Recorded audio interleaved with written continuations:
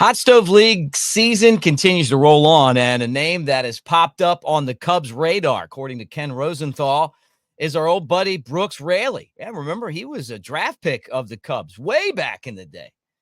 Now he's a guy who could be coming back to the Cubs as a left-handed reliever. We're going to get into Brooks and what it would take to get him and what he brings to the table, and how did he get from being a starter, going to Korea, and coming back, and now being a guy that could be an option for the Cubs midway through the season. But a great guy. Talk about that right here on the Cubs Baseball channel. Like, subscribe, thumbs up, do all the things we ask you to do. Cubs fans, if you're a Cardinals fan, hey, I don't want to ask you to do anything. Just sit back and watch. We don't want to confuse you. Go Cubs.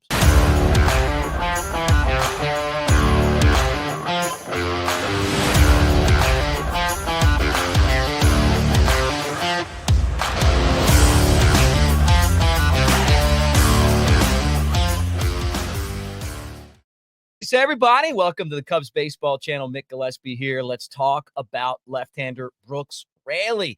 Hey, man, this is a guy that I know, and I remember him from his very start as a Cubs draft pick. He went to Texas A&M, pitched at College Station from Uvalde, Texas. Had a buddy from out there, Carlos, my buddy that pitched in the big leagues for the Padres for a minute.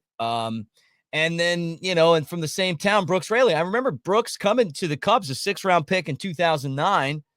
And, being a guy you looked at and said, if this guy ever really put it together, he could be a very good left-handed option. But got to the big leagues in 2012, 5 starts, had a 8.14 ERA, and there was nothing memorable about his time in the big leagues except he got hit really hard that first year. Came back 2013. 9 games as a reliever and hit hard again. I mean, it wasn't memorable. 14 innings, 8 earned runs, 8 walks, 14 strikeouts, and eventually Brooks would roll out of the minor leagues, got tired of that, and went overseas to Korea to pitch in the Korean Baseball League, the KBO. And there, 5 seasons there, he was a starter and learned a lot about baseball and did an excellent job. And, he pitched 5 years, make some money, came back to the States and signed a deal, a minor league deal in 2020 with the Reds. And then eventually a 2-year, $10 million deal, 2021 with the Rays, right? And when he went to the Rays, they kind of changed the way that he pitched a little bit, and it changed his fortunes in the major leagues, right? So he throws a changeup, a sinker, a slider, a cutter, and a 4-seam fastball, right? So what they did was, and our friend Brett at Bleacher Nation did a great job of breaking this down, but they changed what he threw and how much he threw something, right? So like changeup went from 3.8% to 19%, right? So now I'm throwing changeups. Slider, 28 to 38%, sinker, 15 to 22%, cutter, 19 to 23%, and the 4-seamer stopped throwing it. I mean, like 0.5%. Like, hey, this isn't a good pitch for you. You're probably not getting over it enough. It's staying up in the zone and guys are hitting it. You're not going to throw that anymore. You're going to do cutter, sinker, slider, and change up. You got the 4-seamer if you need something. But whatever happened, he became one of the best relievers as far as lefties go in high leverage situations. And we saw that when the Rays traded into the Mets. He was really good there, right? But when you look at what makes him successful, it's strikeout rate, his whip. And then as far as left-handed relievers from 2020 to 24 before he was injured, he was one of the best in those situations. And it's not just the Cubs, according to Ken Rosenthal, that are thinking about signing him. It's also the Yankees. Maybe the Mets could bring him back. The thing about him that makes this very interesting to me, and I'm sure to teams as well, and if I'm the Cubs, I'm a little worried about this, right? He had Tommy John surgery, and so you won't even be able to get him back until like July. Like, he's rehabbing, and he wants a multi-year deal, so it'd be, half of this year and then next year, right? Plus, he's 35 years old at this point. But, a 2.80 ERA and a 26% strikeout rate, or just below that.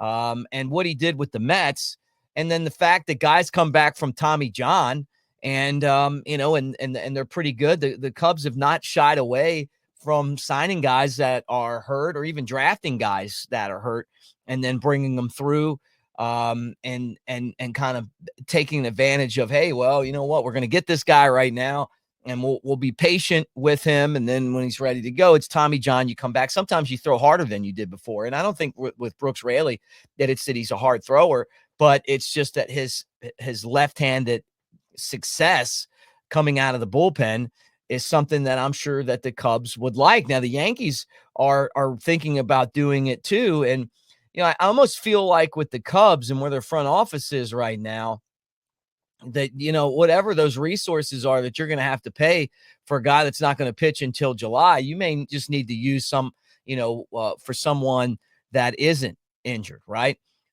Because you're going to need all hands on deck. And then when you look at the beginning of the season schedule, not having Brooks Raley, if that's supposed to be one of the guys that you're paying for to help you, it could hinder the success that you have, right? But with that said, who knows? I mean, it's, coming back from Tommy John is something that all these guys seem to do 2 or 3 different times in their career. And he's figured out something, where you throw him in games and he takes care of business. And then he's always been just from a personal standpoint, a fantastic guy. So it's pretty exciting. The other thing, and I say exciting just from the standpoint of me just liking him as a guy and wishing that he have success. It's crazy when you see these guys, they come up and, it doesn't work right away. And you don't know if it's, something in the teaching part of it. Maybe the light bulb didn't come on. And we put all of these players in this box where it's like, well, you know what? You got to be this level at this age, this level at this age, this level. But what you see with relief pitchers is sometimes those guys are older and they figure it out late.